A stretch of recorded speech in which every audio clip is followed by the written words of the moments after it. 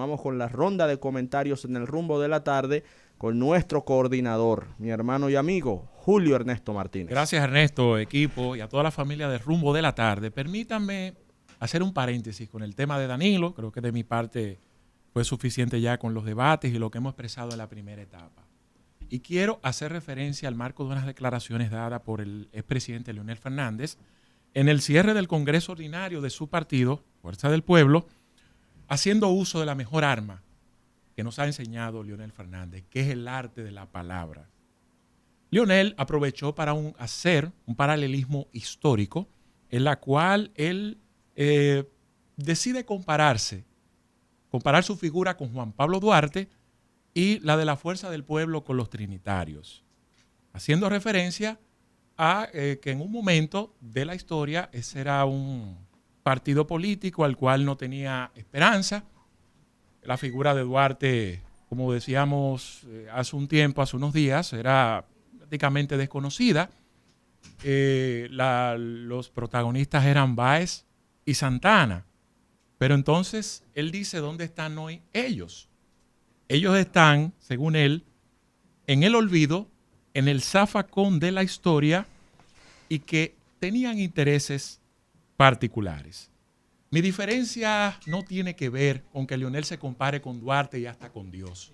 Eso es un derecho que le asiste a cualquier figura que decida hacerlo.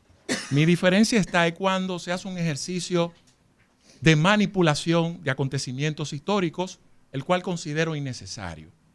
Y tiene mucho que ver a una respuesta de la forma en cómo se escribe y se narra nuestra historia, que parte de una película de acción como si se tratase de Batman y el Guasón. Tiene que haber un bueno y un malo, cuando la historia se escribe de forma objetiva y sin sesgo. Esos son los hechos. Se habla de lo bueno y se habla de lo malo. Es decir, la historia no tiene parcialidad, pero muchos la interpretan de esta manera porque nuestros historiadores aprovechan para narrar algunos hechos y plasmar su visión. Entonces eso lo que lo lleva es a un ejercicio de opinión. Y sobre eso que él planteó de las gestiones de Báez y Santana, yo quiero decir lo siguiente. Lo primero que usted tiene que hacer a la hora de comparar es verse en el contexto de cada cosa, en las circunstancias en que se producen los hechos. Porque es injusto usted condenar el pasado en función de cosas que están pasando en el presente. Eso es una manipulación. Miren, el propio Bosch, que es el referente teórico de Leonel, teórico, porque el referente práctico se llama Balaguer, Santana y Báez, y voy a explicar las razones. Ese Bosch decía que apoyar a Báez en ese momento era apoyar las ideas más avanzadas que había en la época. Y cuando hablamos también de lo que plantea Balaguer, otro de los líderes, es decir, aquel que llevó a Leonel Fernández al PLD a ser estadista y a gobernar este país, dice lo siguiente, a propósito de un zafacón de la historia, que el caso de Santana está en el Panteón Nacional. Y mira lo que dice de manera textual, que fue quien le tocó como presidente antes de su salida del poder para el 78, dar el discurso que llevaron esos restos de Pedro Santana hacia el Panteón Nacional al lado de los patricios. Mira, él dice, llegó la hora de la reparación. No es la primera vez en la humanidad que se corrige un error y se enmienda una equivocación histórica. Santana cometió errores, pero tuvo grandes aciertos. Si fue un vendedor de la patria, también fue un defensor de su independencia. Ese que hoy fácilmente condenamos, ustedes saben quiénes fueron. Y eso, ahí están los hechos históricos, fue el hombre más grande frente a Haití. La principal amenaza que tenían los dominicanos. En el 1844 hubo una declaratoria de independencia simbolizada en un trabucazo. A partir de ahí vinieron alrededor de 10 años de lucha constante, de guerras abiertas entre Haití y República Dominicana. Y la figura, el de que Duarte incluso utilizó, Juan Pablo Duarte, se dirigió al Ceibo a hablar con los Santanas.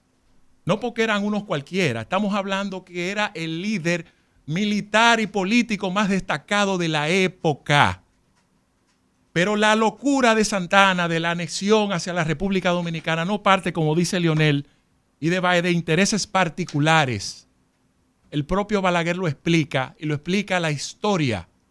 Eso tuvo mucho que ver con las opiniones de los intelectuales y de la sociedad de la época que predominaba. Uno de ellos tiene que ver con Manuel de Jesús Galván. Es decir, las diferentes ideas era la convicción de que la República Dominicana no tenía la capacidad de echar hacia adelante por sí sola, que era la visión de Duarte, que luego la historia lo reivindica porque le da la razón. Ahora, la decisión que tomó el liderazgo, es decir, era la sociedad que pensaba así, era la clase intelectual, era la clase que hoy puede considerarse económica, porque los fuertes, es decir, lo que hoy decimos los grandes empresarios, los verdugos, antes eran los grandes ateros, los madereros, los que tenían las influencias intelectuales, aquellos que tenían las conexiones internacionales. Aquí había incluso una disputa a través de cónsules, es decir, uno quería que fuera influencia de Estados Unidos, otro de España, otro de Inglaterra, otro de Francia, y las palabras de los trinitarios era la minoritaria, era la desconocida. Gracias a que la historia se escribe de forma objetiva y lineal, dice Duarte, usted tuvo la razón por esta circunstancia. Ahora, no podemos hablar de zafacón de la historia, no podemos hablar porque si nos ponemos en el contexto, entendemos las situaciones de las circunstancias. En la vida, nuestros próceres, nuestros tiranos, tienen que cargar siempre con la mochila de sus errores, pero tampoco se puede ignorar sus aciertos. Y la figura principal, que sin él no había 27 de febrero en este país, se llama Pedro Santana. La figura ideológica, el que tuvo la visión, se llama Juan Pablo Duarte y los trinitarios, y eso es innegable. Y por más que la gente se ofenda y quiera ocultarlo, esa es la realidad nuestra y con esa tenemos que lidiar para toda la vida. Es más, a Leonel Fernández no le gustaría que lo comparen con Pedro Santana en el artículo 210, que es una de las cosas que tiene en desgracia Santana también. Resulta que el hombre dijo, bueno, como estamos en un contexto de guerra, se le da poderes especiales a través de un artículo 210 que decía claro que mientras Haití fuese una amenaza, que lo fue durante 10 años, ese artículo mantenía vigencia. Le daba poderes especiales al presidente de la República. Eso era apenas cuando nosotros estábamos nacientes, cuando estábamos en pañales. Primera constitución, todo ese tipo de cosas. Ahora, Leonel nos gobierna en democracia. ¿Qué hizo Leonel? Le hizo uno de los mejores aportes que fue nuestra constitución del 2010. Ahora, también Leonel tomó decisiones personales y políticas que fueron lo que lo impulsaron a llevar esa constitución. ¿Cuál fue? Primero, él estaba jubilado, no podía volver a ser presidente de la República como Danilo. Lo es hoy. Pero el hombre aprovechó el poder político que tenía, el Estado todo a su favor, y dijo, yo no me quiero jubilar, y lo utilizó a su conveniencia. Pero al mismo tiempo, algo que a la gente no le gusta hablar de eso, pero aquí estamos nosotros también. Leonel se blindó 10 años después con todas estas cortes. Es decir, cuando se armó el lío de Danilo, Jean Alain, lo de Miriam, toda esa porquería que se armó ahí, fue un año antes de Danilo la salida del poder. Leonel con todas esas cortes aprovechó para poner a muchísimos jueces y blindarse su salida del poder para que no fuese tocado o por lo menos le tuvieran cierto respeto. Es decir, hubo un propósito personal igual también que el que pudo tener Santana y que mucha gente le condena por eso. Hay que medirle cada cosa en su contexto y por eso en términos teóricos Leonel se parece a Juan Bosch y a Duarte, pero en términos pragmáticos se parece muchísimo a Pedro Santana, a Báez y ni hablar de Joaquín Balaguer. Dale.